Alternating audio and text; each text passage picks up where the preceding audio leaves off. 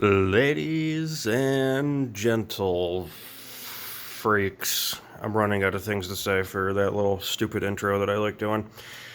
So, as you guys saw yesterday, let me scoot up.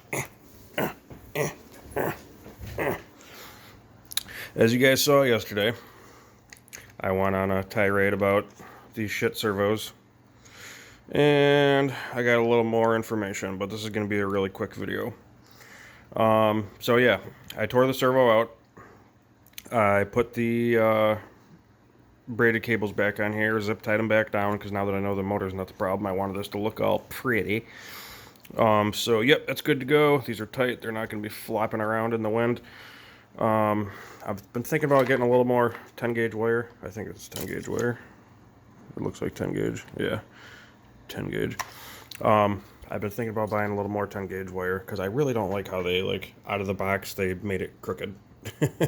It's so stupid. Like, I get it, they did that because when you zip tie these to the metal brace, it straightens them back out, but it's still dumb. And if I had like another 3 inches of length, this would be way easier to plug in. That's what she said. But anyway, so I sent Arrma a really long email. I sent him the pictures of the inside of the servo, and I figured I'll show you guys the inside of this servo as well. But rather than open it up, because I only have one hand, and it was actually really hard to take pictures of the inside of that case. Where is it?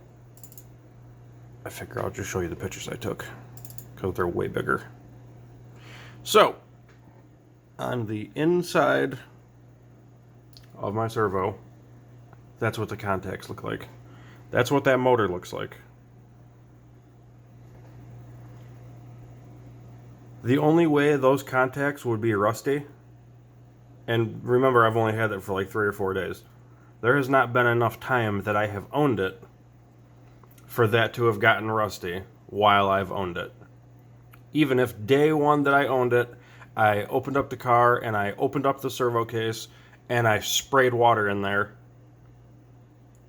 it would not have had enough time for those to rust. Which means these contacts were rusty out of the box in the factory. There's a better picture of it. And you see the state of the outside of the case. There's corrosion everywhere. Now, the thing that went bad,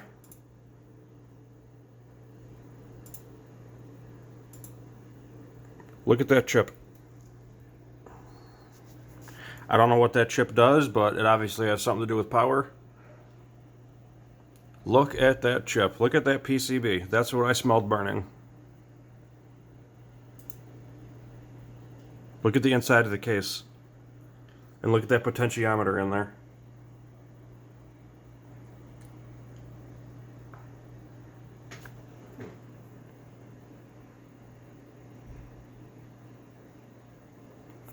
Unfreaking believable.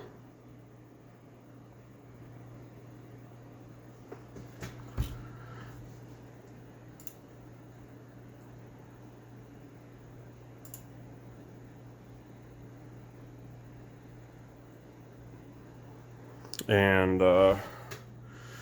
where's my little screwdriver? What? How do you lose a screwdriver? Oh, it's right here. Just to prove that this is really me. That's my screwdriver right there. There's the red dots on it, and then the red stripe. Let me take it out, in case anyone's like, oh, you downloaded that picture off the internet. That's why you don't want to open up your servo. No. That's my wooden desk, all chewed up from years of putting tape on it. During a project, I'll stick tape on it, thinking I'm going to reuse the tape, and then when I peel the tape back off my desk, the bottom of the tape has wood stuck to it. But, yes.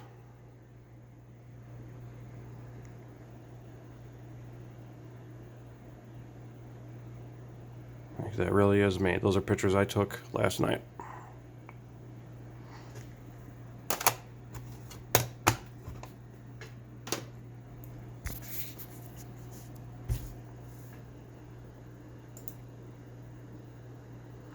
Look at the rust. Look at the all that corrosion. Like, you know how like a battery corrodes? I've never even seen that on anything other than a battery, but that is what is all over that motor. That like weird acidy stuff that leaks out of batteries, that's what that looks like.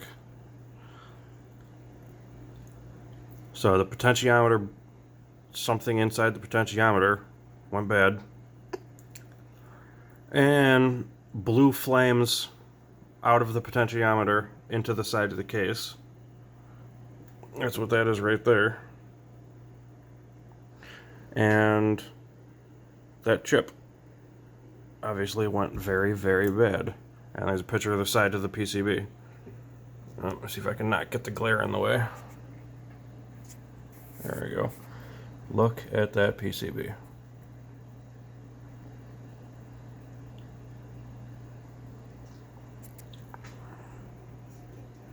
And that's the last picture. But yep, I think I figured out why my servo went bad. So if they don't honor this warranty, I'm returning my car. And I'm never using Arrma again, to be perfectly honest with you. Because even though I absolutely love their products, I'm not going to deal with shit like this. Something that was so obviously, so blatantly, so clearly their fault. Like, they shipped this out like this.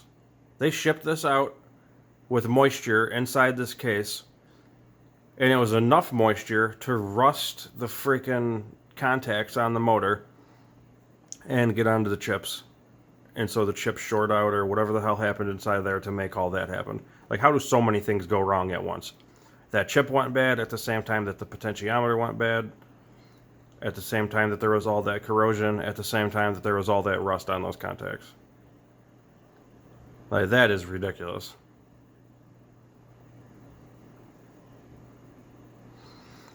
But, yep. I actually got to head out here very, very shortly, but I just wanted to make this quick little video. I'm not even going to edit it. I'm just going to upload it right from my phone to YouTube, so enjoy the shaky camera and all that. But this one should be better quality. Because I got the Android 10 update yesterday, and I didn't realize that it reset all my camera settings. So that video that I recorded yesterday was actually at like 1280 by 720 or something like that.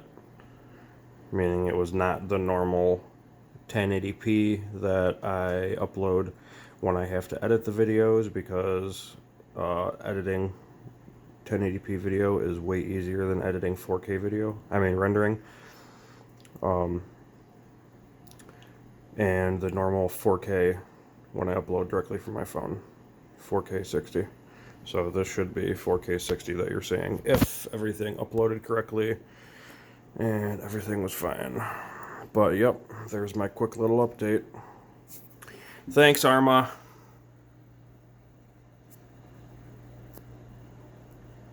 You guys have a good day. Throw your servos in the garbage before you destroy your entire car.